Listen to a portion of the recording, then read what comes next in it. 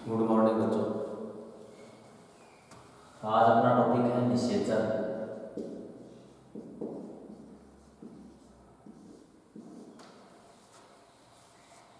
अपन ने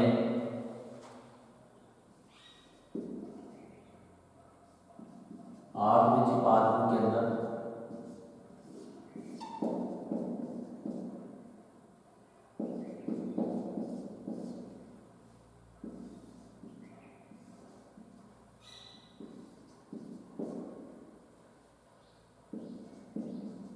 नर और मादा युग्मोद्भिद है, इनका विकास पढ़ लिया था।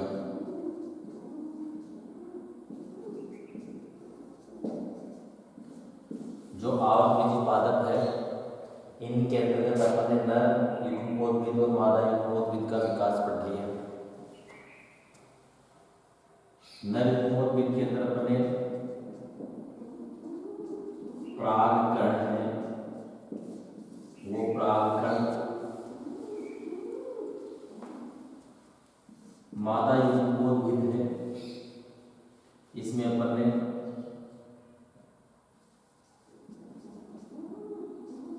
भ्रूणकोश का परिवर्तन पढ़ा।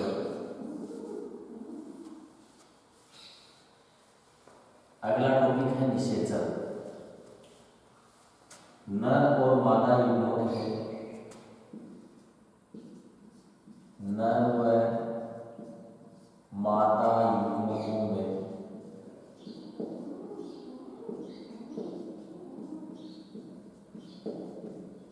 संयोजन को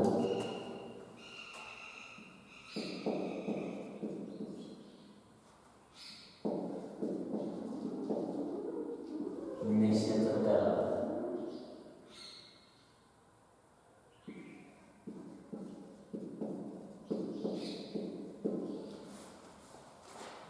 ये जो नर और मादा युग्मकोद्भिद है, ये नर और मादा युग्मक के रूप में कार्य करते हैं। इनके मध्य जो संयोजन है, वो संयोजन ही क्या कहलाता है? निषेचन कहलाता है। और मुझे पादपों के जो नर और मादा युग्मोद्भिद या युग्मक समझ लें आप, क्या समझ लें? युग्मक। इन युग्मकों में संयोजन या संलयन होना क्या कहलाता है? निषेचन कहलाता है। क्या कहलाता है? निषेचन कहलाता है। ये जो नर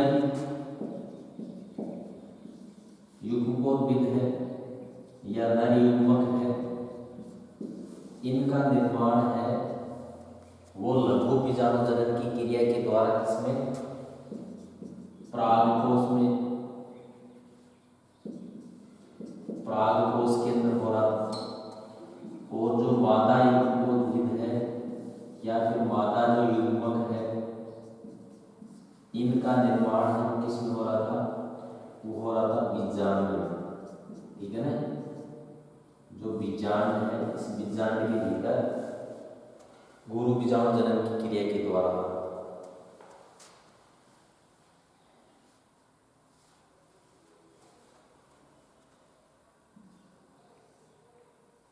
ये जो नर युग्मक या परागकण है, ये परागण की क्रिया के द्वारा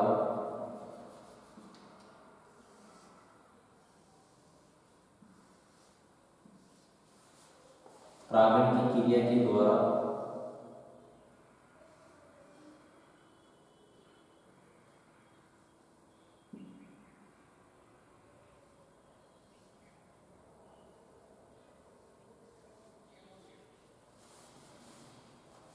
पुष्प की जो वर्तिका है,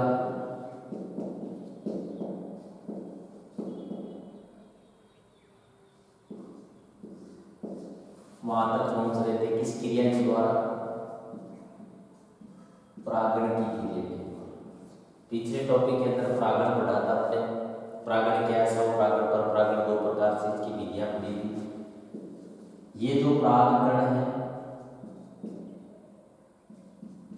ये परागकण परागण की क्रिया के द्वारा कहाँ पहुँचते हैं?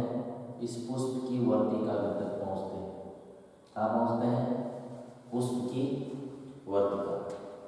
यहाँ पहुँचने के बाद इनके अंदर आगे का है क्या होता है? पुष्प पात्र में निषेचन होता है। निषेचन की अगर बात करें तो जिसमें नर और मादा युग्म ये तो था, नर युग्मक था, ठीक है ना, परागकण था।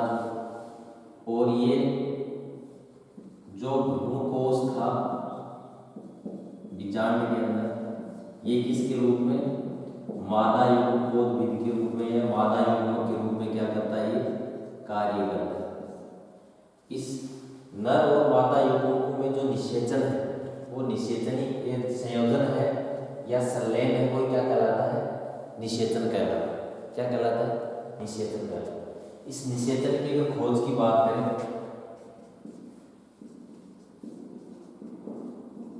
पादपों के अंदर जो निषेचन की खोज सबसे पहले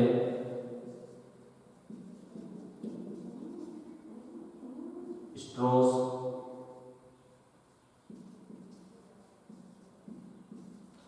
बर्जर नामक एक वैज्ञानिक है, स्ट्रॉस बर्जर नामक वैज्ञानिक है। उन्होंने निषेचन की क्या की? खोज की। किसके अंदर? लीलियम नामक पादप, लीलियम पादप के अंदर इसकी क्या की है? खोज। निषेचन क्या है? निषेचन की खोज किसने की? स्ट्रॉस बर्जर नामक वैज्ञानिक ने। किसमें? लीलियम नामक पादप। निषेचन की क्रिया विधि की बात करें तो निषेचन की जो सामान्य क्रिया विधि है वो निम्न पदों के अंदर संपन्न होती है, ठीक है ना। निषेचन क्या है? निषेचन की खोज किसने की? पुष्पीय पादपों के अंदर या आवृतबीजी पादपों में निषेचन को समझाइए। अगर ऐसा होता है तो निषेचन की अगर बारे क्रिया विधि की बात करें तो निषेचन है वो निम्न पदों में संपन्न।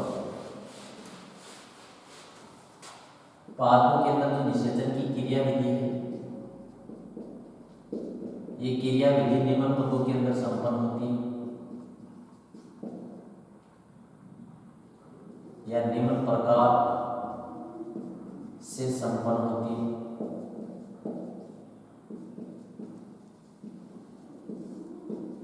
निम्न प्रकार से संपन्न होती है। इसके अंदर पहला है परागकणों का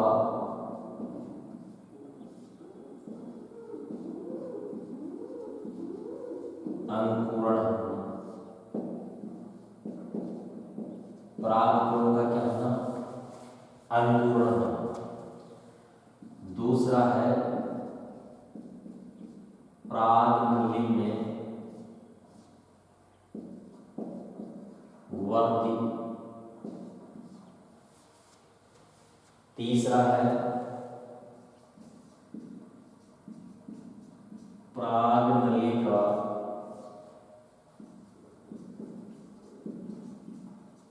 बीजांड में प्रवेश। और चौथा है परागनली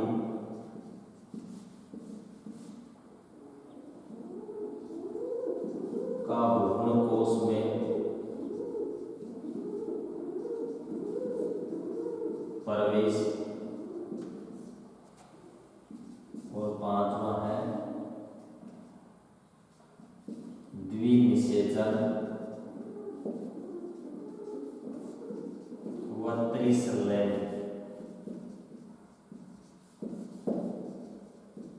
का होना। पुष्पीय पादपों के अंदर निषेचन की क्रिया विधि की बात करें तो निम्न प्रकार से संपन्न होती है, निम्न पदों के अंदर संपन्न होती है। सबसे पहले परागकणों का अंकुरण होना। दूसरा है परागनली में वृद्धि। तीसरा है परागनली का बीजांड में प्रवेश। चौथा है परागनली का भ्रूणकोश में प्रवेश। और पांचवा है द्विनिषेचन एवं त्रिसंलयन का होना। सामान्य प्रक्रिया की बात करें तो परागण की क्रिया के द्वारा जो परागकण है वो कहाँ पहुँचते हैं? पुष्प की जो वर्तिकाग्र है उस पर पहुंचते हैं। इस पुष्प की जो वर्तिकाग्र है, इस वर्तिकाग्र के ऊपर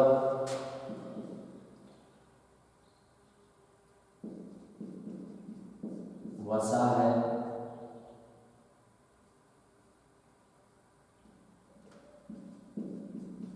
रेजिन है,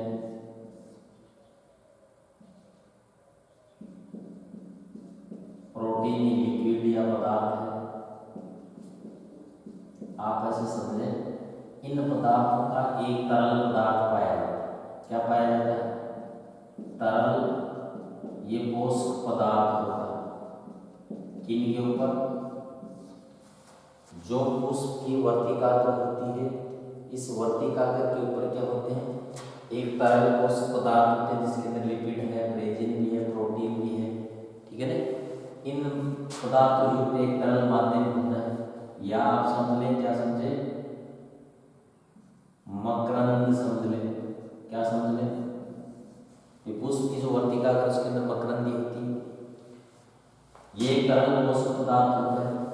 जब परागकण परागण की क्रिया के द्वारा यहाँ आकर पहुंचते हैं तो पुष्प की वर्तिकाग्र के अंदर ये तरल पोषक पदार्थ उपस्थित होने के कारण इन परागकणों का क्या होता है? अंकुरण होता है। क्या होता है?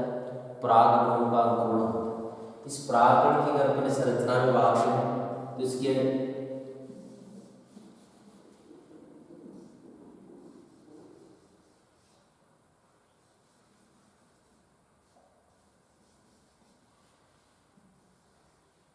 इसके बाह्य जोड़ पर 3, 2 या 1 सूक्ष्म छिद्र पाए जाते हैं, जिन्हें क्या कहते हैं? जनन छिद्र कहते हैं। क्या कहते हैं? जनन छिद्र कहते हैं। ये इसका बाह्य जोड़ है। क्या है? बाह्य जोड़ है। ये अंतः जोड़ है। इस प्रकार की इसकी संरचना होती है। ये जो जनन छिद्र होते हैं, यहाँ से इनके परागनली का क्या होता है? अंकुरण होता है। जब ये परागकण पुष्प की वर्तिका तक परागण की क्रिया के द्वारा पहुंचते हैं तो इन जनन छिद्रों द्वारा परागकणों का क्या होता है? अंकुरण होता है। और ये जो परागकण है, इन परागकणों से पुष्प की जो वर्तिकाग्र है यहाँ पर एक परागनली का क्या हो जाता है? विकास हो जाता है। क्या हो जाता है? परागनली का क्या होता है? विकास। ठीक है ना? ये कहलाता है परागनली का विकास होता है। ठीक है ना? ये कहलाता है परागकणों का अंकुरण होना। क्या कहलाता है? परागकणों का अंकुरण होना। जब परागकण परागण की क्रिया के द्वारा उस वर्तिकाग्र पर पहुंचते हैं तो वर्तिकाग्र पर उपस्थित तरल पोषक माध्यम में ये परागकण अंकुरित होकर परागनली का क्या कर लेते हैं? विकास कर लेते हैं, जो परागकणों का अंकुरण कहलाता है। क्या कहलाता है? परागकणों का अंकुरण कहलाता है। अगला है परागनली में वृद्धि। परागकणों के अंकुरण के बाद ये जो परागनली बनी थी, इनकी लंबाई में वृद्धि होती है। क्या होती है? इनकी लंबाई में वृद्धि होती है। ठीक है? ये जो परागनली थी, इस परागनली की लंबाई में क्या होती है? वृद्धि। ठीक है? जो परागनली की लंबाई में वृद्धि है वो इस पुष्प की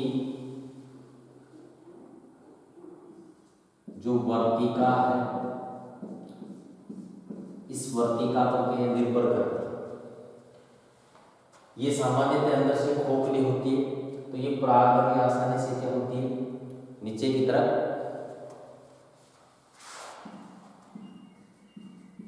रसायन अनुवर्ती वर्ती करती। किसके रूप में करती है? नीचे की तरफ। ये जो तरल पोषक पदार्थ है, ये पदार्थ रसायन के रूप में होते हैं। इनके अनुगुण से नीचे की तरफ क्या करती है? वृद्धि करती है। कुछ पदार्थ के अंदर एक ऐसी होती है, इनके अंदर एक तरल पदार्थ भरा जाता है।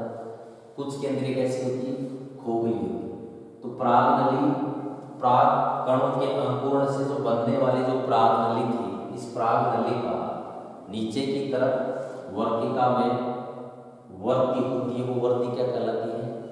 पराग नली में वर्दी कहलाती है। क्या कहलाती है? पराग नली में वर्दी कहलाती है। पराग नली नीचे की तरफ वर्दी करती हुई कहाँ पहुंचती है? बीजांड। कहाँ पहुंचती है?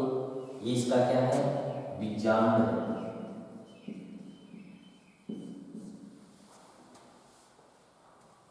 परागकणों के अंकुरण से बनने वाली पराग नली में वर्दी के कारण ये पराग नली नीचे की तरफ वर्दी करके बीजांड के अंदर प्रवेश करती है।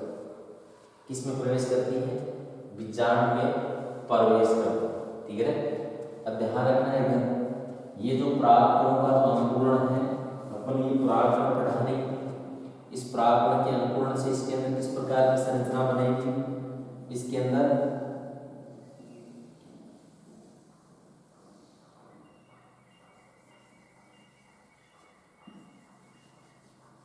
जब नर युग्मकोद्भिद बना था उस दौरान इनके दो केंद्र थे, वो इस पराग नली के अंदर आ गए थे। ठीक है ना? इनके परागकण के द्वारा जब नर युग्मकोद्भिद का विकास होता है तो दो कोशिका में विभाजन, एक छोटी कोशिका एक बड़ी कोशिका। ठीक है ना? एक जनन कोशिका एक काय कोशिका। जनन कोशिका क्या होती है? वो नष्ट हो जाती है। अंकुरण ये जनन कोशिका है वो नीचे की तरफ वर्दी करके क्या बना लेती है? एक पराग नली बनाती है। इसके केंद्रक विभाजन होते हैं, दो केंद्रक बना लेते हैं। क्या बना लेते हैं? दो नर पराग केंद्रक बना लेते हैं। इस प्रकार की संरचना क्या है? यहाँ परागकण के अंकुरण से बन गई। और ये संरचना क्या है? नर युग्मकोद्भिद है। क्या है? नर युग्मकोद्भिद। ध्यान रखना है, ठीक है ना? जब मेल गेमेटोफाइट पढ़ा था, यही पढ़ा था फिर ये संरचना यहाँ इस नर युग्मकोद्भिद का जो विकास था कुछ तो क्या था? निषेचन से पहले पढ़ा था और कुछ क्या पढ़ा था? निषेचन के बाद में। तो यहाँ तक का जो विकास है परागकणों का अंकुरण और पराग नली में वर्दी, यहाँ तक का विकास है इसके अंदर नर युग्मकोद्भिद के भीतर है, वो निषेचन के बाद में होता है। ये ठीक है ना? निषेचन के बाद में होता है। यहाँ तक का विकास क्या था? निषेचन से पूर्व था। तो ये चीज ध्यान में रखनी पीछे। अगला है पराग नली का बीजांड में प्रवेश। जैसे जैसे ये रसायन अनुवर्ती रूप से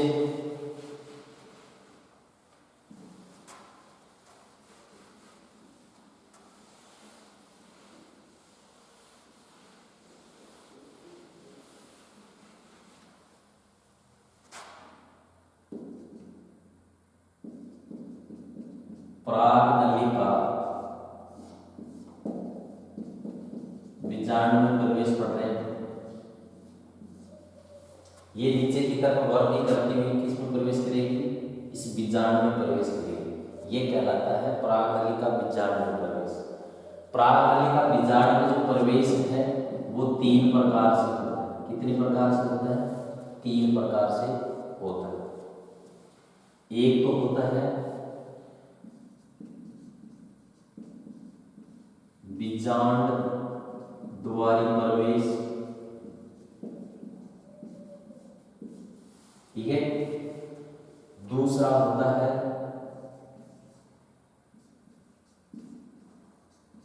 निभागी प्रवेश और तीसरा होता है अध्यावरणीय प्रवेश।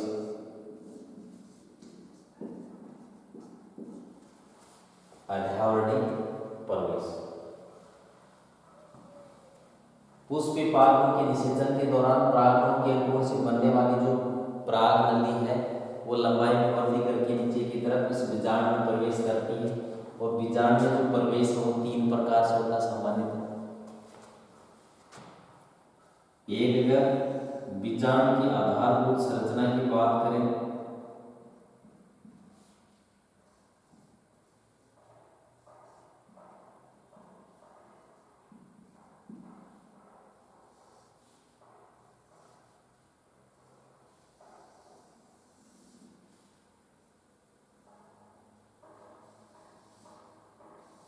ये बीजांड की संरचना कौन सी है? ये अगर परागकण के अंकुरण से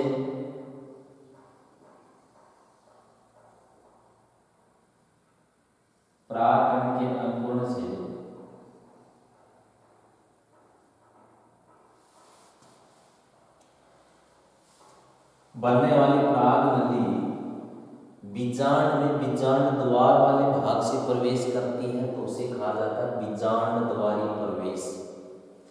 ये इस बीजांड का कौन सा भाग है?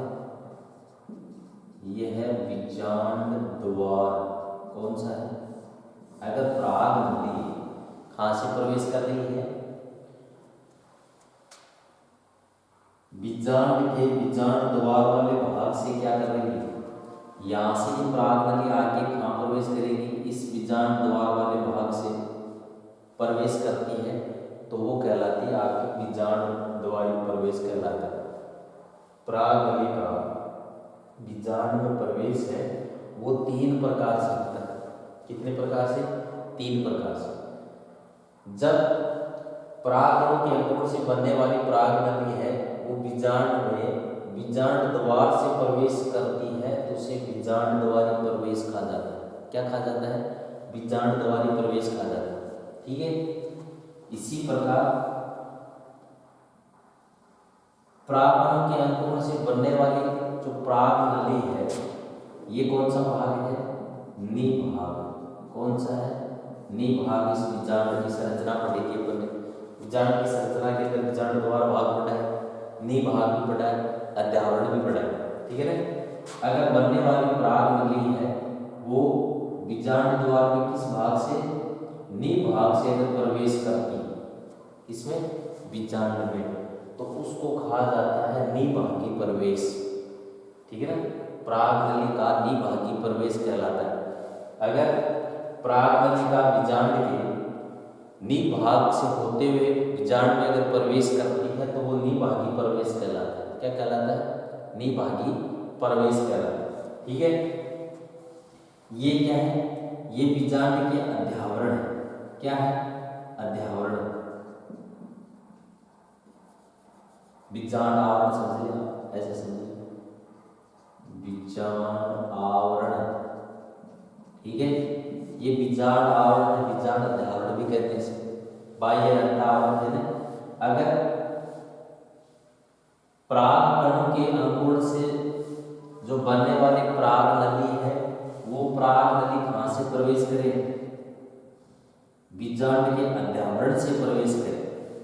बीजांड आवरण से प्रवेश करे तो उसे अध्यावरणीय प्रवेश कहते हैं। क्या कहते हैं? अध्यावरणीय प्रवेश कहते हैं। अपन पढ़ रहे हैं उसको भागों के अंदर निषेचन। निषेचन की जो सामान्य क्रिया विधि वो निम्न प्रकार से संपन्न होती है। इनके अंदर पहला पद की अगर बात करें तो परागकणों का अंकुरण, दूसरा पद है वो है पराग नली में वृद्धि, तीसरा पद है पराग नली का बीजांड में प्रवेश। किस में प्रवेश है? ये जो संरचना नहीं वाली बीजांड, इस बीजांड की बात चल रही है। ये बीजांड है आपका। ठीक है ना। बीच वाला जो भाग नहीं जो मैंने ये बना रखा है, ठीक है ना, ये भाग है भ्रूणकोश। कौन सा है? भ्रूणकोश। ध्यान रखना है। बीजांड में प्रवेश है 3 प्रकार से और भ्रूणकोश में अगला कौन सा है? पराग नली का किसमें प्रवेश?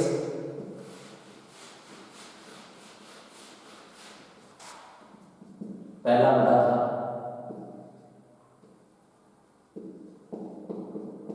पराग कणों का अंकुरण पढ़ा था अपन। दूसरा पढ़ा है पराग नली में वृद्धि। तीसरा पढ़ा है पराग नली का बीजांड में प्रवेश। पराग नली का किसमें? बीजांड में प्रवेश, जो अपने 3 प्रकार से पढ़ा है। ठीक है। चौथा है प्रागनलिका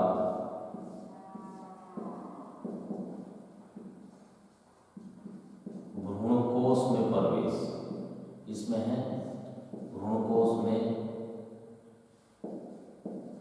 प्रवेश, भ्रूणकोश में प्रवेश। ठीक है, पांचवा हमने पढ़ा है द्विनिषेचन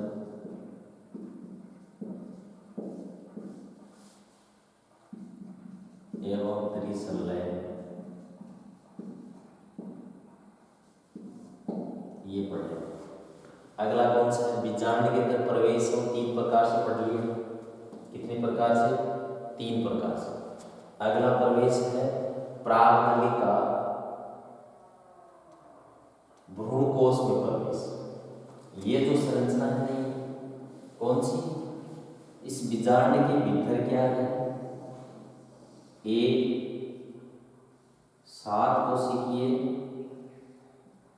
और 8 केंद्रीय संरचना है। 7 कोशिकीय और 8 केंद्रीय संरचना। ठीक है, ये बीजांड है। इस बीजांड के भीतर क्या है? ये आपका एक भ्रूणकोश, ऐसे समझे आप। ठीक है, ये इसकी है प्रतिमुखी कोशिका। कौन सी कोशिका है? प्रतिमुखी कोशिका है।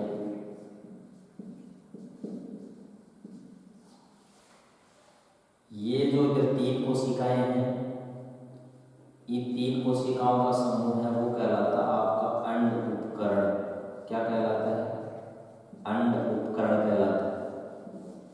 ठीक है, इस अंड उपकरण के अंदर एक तो है अंड कोशिका और 2 है आपकी सहायक कोशिका। कौन सी कोशिका है? सहायक कोशिका। ये है एक इधर सहायक कोशिका, दूसरी इधर सहायक कोशिका। ये बीजांड की जो संरचना है, इसकी क्या है? ये आपके द्वितीय केंद्रक है। ठीक है, प्रागनली के अंकुरण के बाद जब बीजांड में प्रवेश करती है, तो बीजांड में प्रवेश एक तो कहां से? ये अगर सामान्य इसकी बात करें तो बीजांड के अंदर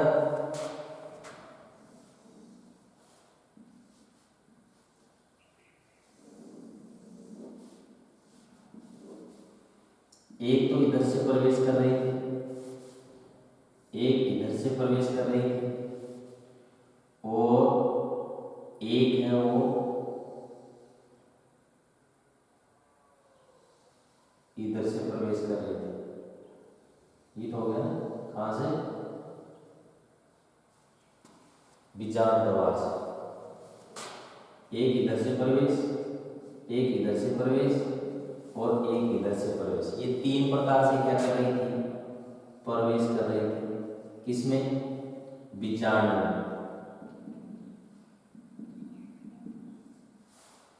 3 प्रकार से प्रवेश कर रही थी। बीजांड में प्रवेश के बाद जो प्रागनली है, उनका भ्रूणकोश में प्रवेश है वो हमेशा जो अंड उपकरण वाली जो कोशिकाएं हैं, इधर से प्रवेश हुआ। इस भ्रूणकोश के अंदर ऐसा नहीं कि यहाँ प्रवेश करके डायरेक्ट इसके अंदर ये यहाँ से प्रवेश की, ऐसे नहीं। ये यहाँ से आएगी तो इधर आके इधर से प्रवेश करेगी, ये यहाँ से इधर आके इधर प्रवेश करेगी, बीजांड द्वारा इधर से आके इधर प्रवेश करेगी। ठीक है ना? इनका जो मुख्य प्रवेश है वो अंड उपकरण वाली जो कोशिकाओं का जो समूह है, उधर से इनका क्या होगा? प्रवेश होगा। ये ध्यान रखना। ठीक है? प्रागनलिका भ्रूणकोश के अंदर जो प्रवेश है, वो प्रवेश कई प्रकार से हो सकता है। एक प्रवेश हो सकता है बीजांड भित्ति और सहायक कोशिका के बीच से। कहां से हो सकता है? ये सहायक कोशिका है, ये बीजांड आवरण है, बीजांड की भित्ति यहां से हो सकता है। सहायक कोशिका और अंड कोशिका के बीच से, ठीक है, या फिर दोनों सहायक कोशिकाएं के बीच से, या फिर सहायक कोशिका उनके बीच से, ठीक है ना। तीन प्रकार से भी क्या हो रहा है, तीन प्रकार से ही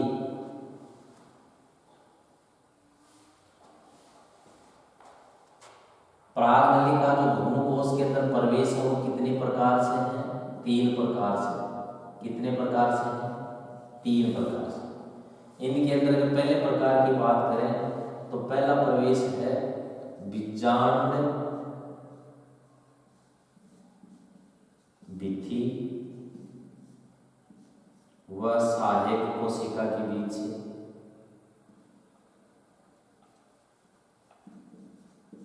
जो सहायक कोशिका थी ना इनके बीच जो पहला प्रवेश है। दूसरा प्रवेश है वो है सहायक कोशिका और अंड कोशिका है उनके बीच से, ठीक है ना, जो ये प्रवेश ये रहा, ठीक है।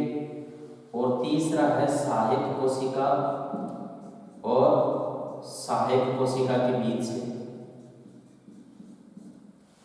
इस अंड उपकरण के अंदर दो सहायक कोशिकाएं पाई जाती है, उन दोनों के बीच से अगर क्या कर रहा है, ये परागनली भ्रूणकोश के अंदर प्रवेश कर रही है तो उसे क्या बोलते हैं, परागनली का भ्रूणकोश में प्रवेश। कितने प्रकार से हो सकता है, मुख्य रूप से तीन प्रकार से। पुष्प पादपों के अंदर तो निषेचन पढ़ रहे हैं। निषेचन के अंदर पहला क्या था, परागणों का अंकुरण, परागनली में वृद्धि, परागनली का बीजांड में प्रवेश और परागनली का किसमें, भ्रूणकोश में प्रवेश। बीजांड में प्रवेश तो तीन प्रकार से, बीजांड द्वारी, निभागी और अध्यावरी प्रवेश, तीन प्रकार से ध्यान रखना है।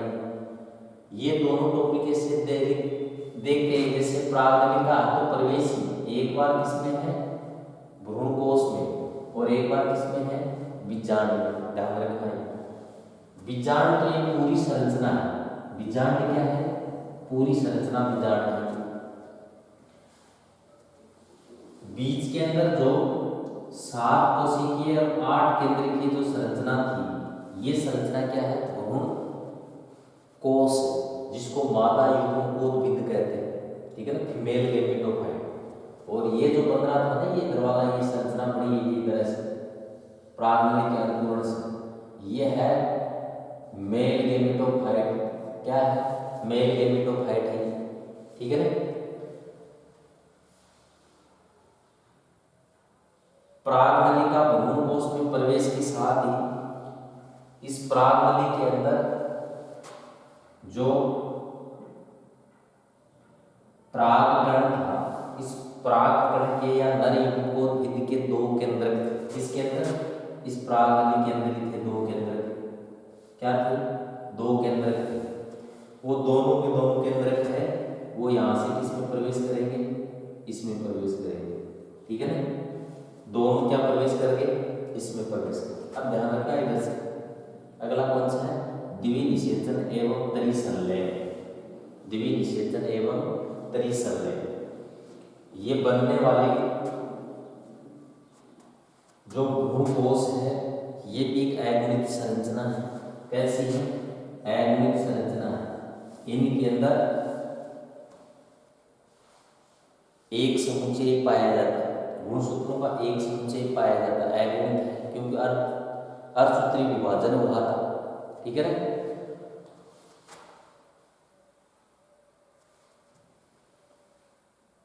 युग्मकोद्भिद के अंदर एक बार अर्धसूत्री विभाजन होने के बाद अगला समसूत्री विभाजन हुआ, जिससे 2 केंद्रक बन गए थे। 2 क्या बने थे, नर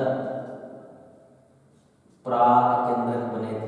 क्या बने थे, पराग केंद्रक बने थे। किसके अंदर है ये परागनली के अंदर। जब परागनली भ्रूणकोश के अंदर प्रवेश करती है तो प्रवेश करने के साथ में ये नर पराग केंद्रक है वो किसमें पहुंच जाते हैं, इस भ्रूणकोश के अंदर पहुंच जाते हैं। किसमें पहुंच जाते हैं, भ्रूणकोश के अंदर। भ्रूणकोश के अंदर पहुंचकर जो अंड कोशिका क्या है, इस अंड कोशिका के अंदर भी केंद्रक है। क्या है? अंड कोशिका है, उस अंड कोशिका में भी क्या है? केंद्रक है।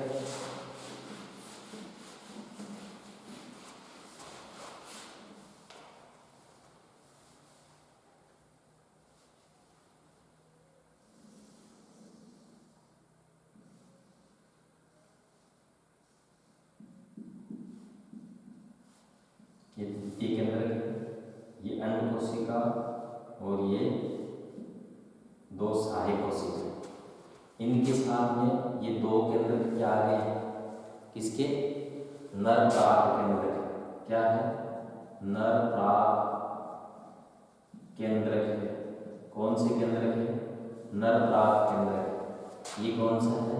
ये आपकी अंड कोशिका है। क्या है? अंड कोशिका। अंड कोशिका। ये नर पराग केंद्र एक बार आकर क्या करेगा? ये दोनों कैसे हैं?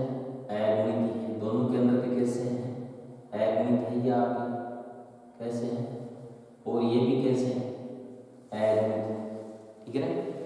एक बार एक केंद्र आकर इस केंद्र को क्या करेंगे? संयोजित करेंगे, युग्मक संलयन होगा। क्या होगा? जिसे प्रथम निषेचन कहते हैं। क्या कहते हैं? प्रथम निषेचन।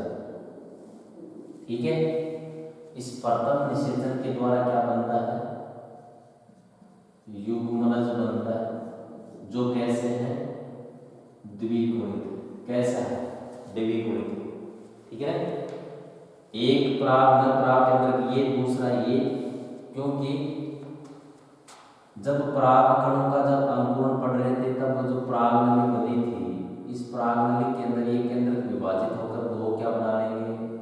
दो केंद्र बना रहे थे। ठीक है ना? ये दोनों को दोनों केंद्र है, वो पराग नली का भ्रूण कोश में प्रवेश के साथ भी भ्रूण कोश के अंदर क्या हो जाते हैं? मुक्त हो जाते हैं।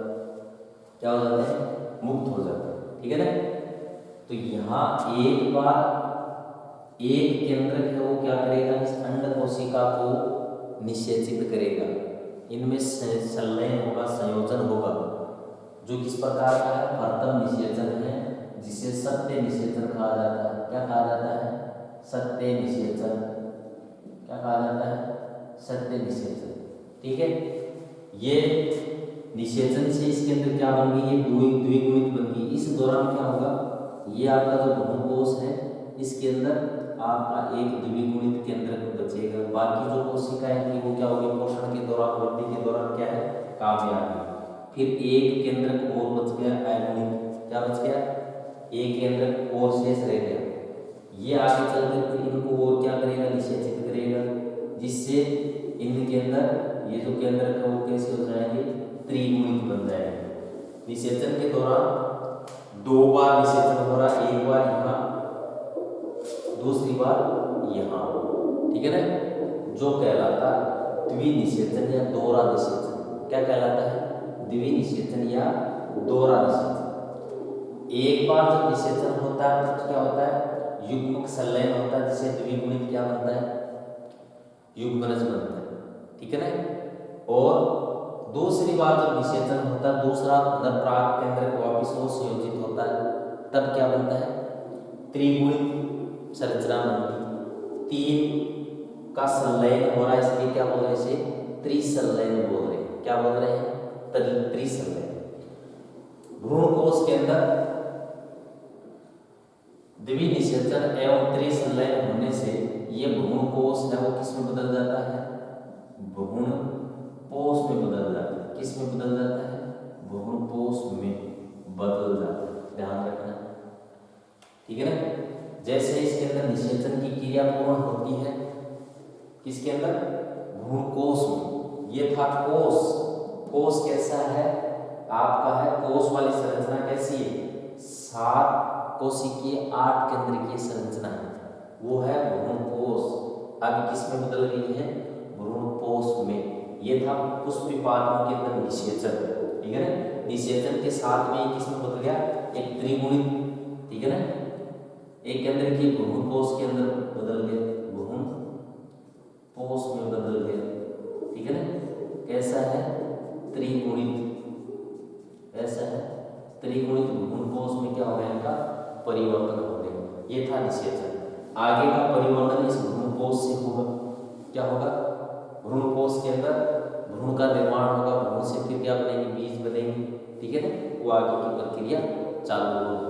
ये था आपका पुष्पीपाद के अंदर निषेचन। निषेचन क्या है, इसकी परिभाषा नर और मादा अंकुरोत्भिद का संलयन क्या कहलाता है, निषेचन कहलाता है। निषेचन की खोज स्ट्रोस बर्जन ने, किसने, स्ट्रोस बर्जन नाम का वैज्ञानिक लीलियम नामक पादप ने की। पुष्पीपाद के अंदर या आवृत पादप के अंदर निषेचन की प्रक्रिया है और निम्न पदों में संपन्न होती है। परागण का अंकुरण, ठीक है ना, परागण का अंकुरण है, परागनली में वृद्धि है, परागनली का बीजाणु में प्रवेश है, परागनली का भ्रूणकोश में प्रवेश है, द्विनिषेचन एवं त्रिसंलयन। द्विनिषेचन की अगर खोज की बात करें तो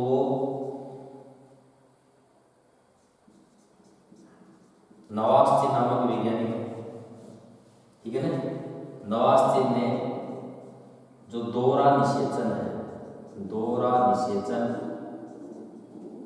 इसकी खोज की, दोहरे निषेचन की क्या की, खोज की, ध्यान में रखना है। इसने नवास्ति नामक वैज्ञानिक ने दोहरा निषेचन उसकी खोज की। किसके अंदर, एक तो लीलियम, एक है फ्रेटिलेरिया, फ्रेटिलेरिया नामक पादप, उसके अंदर इसने दोहरे निषेचन या द्विनिषेचन की खोज की। फिर त्रिसंलयन क्या चीज है, पुष्पीपाद के अंदर दोहरा निषेचन के दौरान त्रिगुणित भ्रूणकोश का निर्माण होता है, ठीक है ना, जो क्या कहलाता है, त्रिसंलयन कहलाता है। क्या कहलाता है, त्रिसंलयन कहलाता है। निषेचन क्या है, निषेचन की खोज किसने की, निषेचन की खोज वो किसने की थी, निषेचन की खोज स्ट्रोस बर्जन ने की थी। दोहरे निषेचन की खोज किसने की है, नवास्ति ने की, ध्यान में रखना है, ठीक है। उसके बाद निषेचन की प्रक्रिया, इसके चरण बताइए। तो ये इनके अंदर द्विनिषेचन क्या, त्रिसंलयन क्या, ठीक है ना। द्विनिषेचन का मतलब समझे ना, नर पराग केंद्रों का भ्रूणकोश के अंदर प्रवेश करने के बाद ये नर पराग केंद्र कितने होते हैं, दो होते हैं। एक बार एक अंड कोशिका को क्या करता है, निषेचित करता है, तो प्रथम निषेचन जो सत्य निषेचन कहलाता है, युग्मज बनता है द्विगुणित। दूसरी बार दूसरा केंद्र है क्या करेगा, इस द्विगुणित केंद्र को फिर निषेचित करेगा, ठीक है ना। तो ये दोहरा निषेचन होगा, दो बार निषेचन हो रहा है, इसलिए इसको क्या कहते हैं, द्विनिषेचन कहते हैं, ठीक है ना। इस द्विनिषेचन के द्वारा त्रिगुणित भ्रूणकोश का निर्माण होता है, जो क्या कहलाता है, त्रिसंलयन कहलाता है। यह आपका था पुष्पीपाद के अंदर निषेचन और उसकी प्रक्रिया। धन्यवाद।